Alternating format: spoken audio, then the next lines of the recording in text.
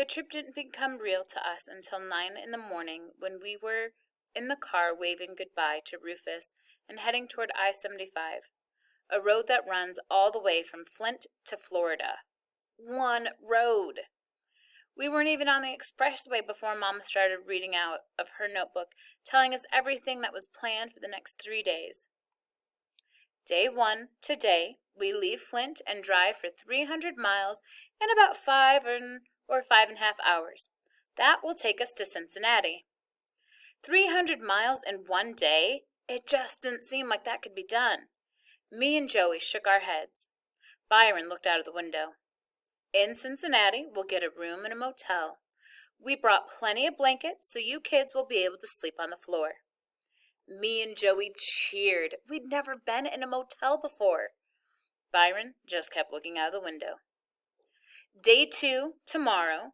Now your daddy and this car both aren't as young as they used to be, so we don't want to push either one of them too hard.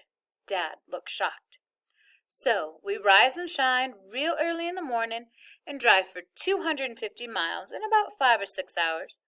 That should put us right outside Knoxville, Tennessee. Mr. Johnson says that there are some clean, safe rest stops there, so we can spend the night in the car. If that's true, we'll stay there. If not, we'll have to see if we can find a motel room in Knoxville. Day 3, Monday. This is going to be a tough day for your daddy, because he's going to have to drive for more than 6 hours. After we leave Knoxville, we've got about 300 miles to go. If we leave early enough, we'll be pulling in to home about 3 in the afternoon. Mama turned the page in her notebook. We're going to be able to stop once a day on the way down for hamburgers and once a day on the way back. Me and Joey cheered again at this news. Byron acted like he didn't hear. Now, if we sleep in the car outside Knoxville, we can stop one more bonus time coming and going. Otherwise, the cooler in the trunk is full of chicken, soda pop, potato salad, sandwiches, and the fruit for the whole trip down. I'm sure Grandma Sands will have everything set for the way back. I thought about it for a minute, then asked, Mama, how come we don't just drive until Dad gets tired, then stop? Dad did an imitation of a hillbilly accent.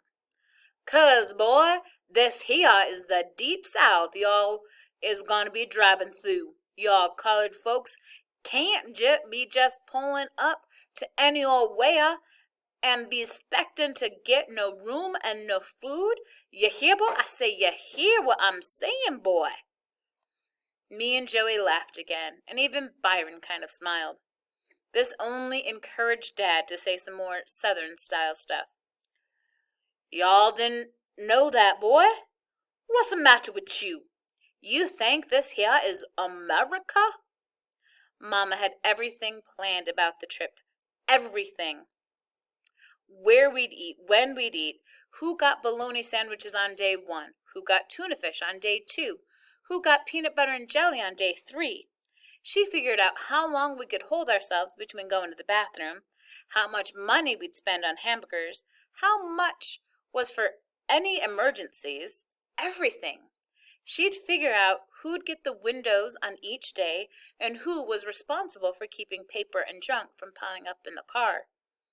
When she finished reading all that stuff to us, I asked her if I could look at the notebook. She handed it to me. I saw written on the cover in big black letters, "The Watsons Go to Birmingham, 1963. She'd even drawn a picture of a flower with a big, fat, stupid bird trying to land on it. Man, Mama sure is a bad artist. Why is this bird trying to land on a flower, Mama? Dad cracked up. Ooh, Kenneth, I asked her the same thing and she was highly offended. Mama said, That's a bee, not a bird. I guess if you squinted up your eyes, it might look like a bee, but not too much. Mom had also gone to the library to look up stuff about every state we travel through. We heard a bunch of boring junk about the expressway, how many years it took to finish it, how many miles long it was, how much it cost to build it, how it ran all the way from the Upper Peninsula in Michigan to Florida. All kinds of thrilling news. The only thing that was a little bit interesting was how many people got killed and hurt making the road. You never would think putting an expressway down was so dangerous. She'd bought books and puzzles and games, too. She really did try to make the trip interesting. The most interesting part for me, though, was going to be Byron. 2 days before we'd left, Buphead came to visit Byron. The three of us were in my and Bai's bedroom. They tried to bully me out of the room, but I stayed. They were sitting on the upper bunk, and I was on the lower one.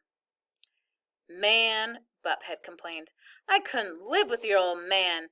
We'd be coming to blows daily, Jack." "What can I say?" Byron answered. "Not much.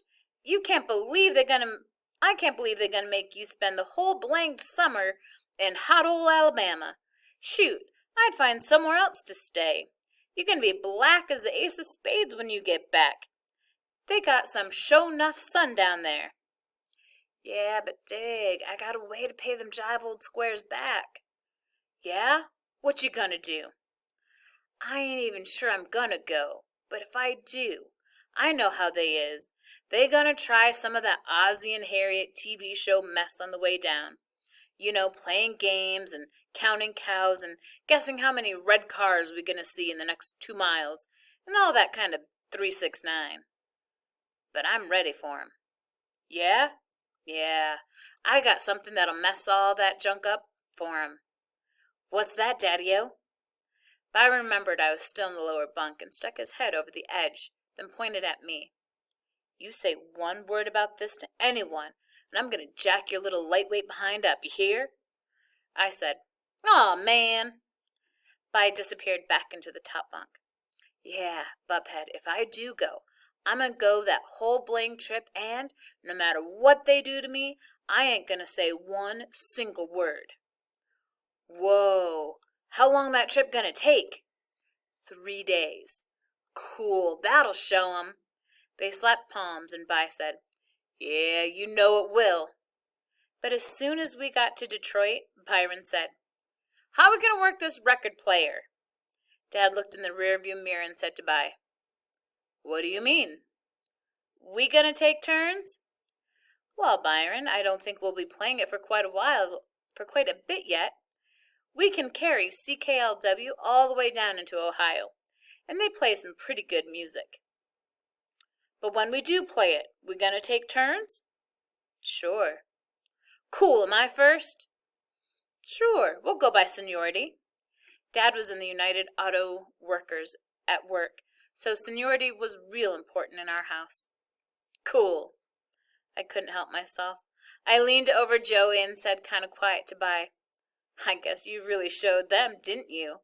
Boy, they were begging you to talk, weren't they, Daddy-O?" Byron made sure Joey wasn't watching, then flipped me a dirty finger sign and made his eyes go crossed. "On the left, kids, is Tiger Stadium." Mama was pointing out all the important things we passed on the way. As the payback for giving me the dirty finger, I said out loud to Bai, "How many cows you counted, Bai? How many red cars so far?" He gave me his famous death stare, then leaned over Joey and whispered, "No cars, no cows, but I counted your mama 6 times already." I couldn't believe it. What kind of person would talk about their own mama? I said, "That's your mother too, stupid." I knew he didn't care, though, but I had to get him back. So I called him the only thing that bothered him. I said, "You might have counted my mama 6 times, but have you counted your mouth lately, lipless wonder?" I got him. He showed his teeth and said, "You little," and tried to grab me. Dad's eye was in the rearview mirror. "All right, you two. I said no nonsense, and I don't mean maybe." Byron used silent mouth language to say, "I'm going to jack you up in Alabama, you punk." As we drove down I-75, headed for Birmingham, I felt pretty good.